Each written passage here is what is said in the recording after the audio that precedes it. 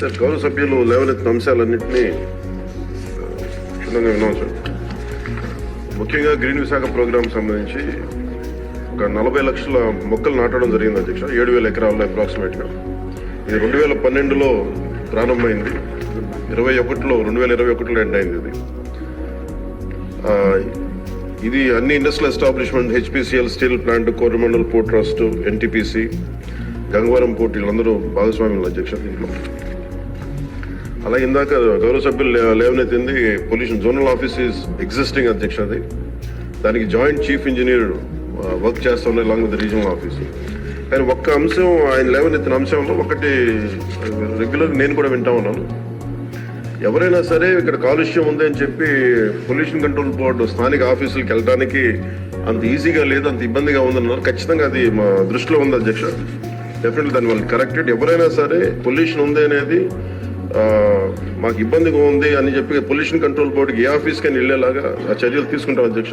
ఇది already initiate చేసాం, ఇది కొంత ఇనిషియేషన్ కూడా జరిగింది అధ్యక్ష. అది అలాగే జల కాలుష్యం, వాయు కాలుష్యంతో పాటు జల కాలుష్యం, భూ కాలుష్యం ఇవన్నీ కూడా పరిగణలోకి తీసుకుని పనిచేస్తున్నాం అధ్యక్ష.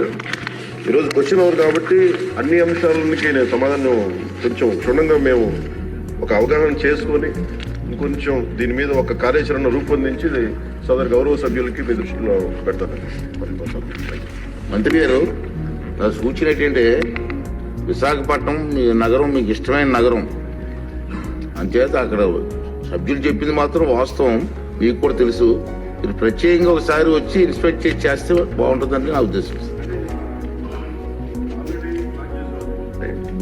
కాకపోతే మనకి ఏముందంటే ఒకసారి అన్ని సంపూర్ణంగా అవగాహన చేసుకొని ఒకసారి, ఎందుకంటే భౌతిక ఒకసారి వెళ్ళి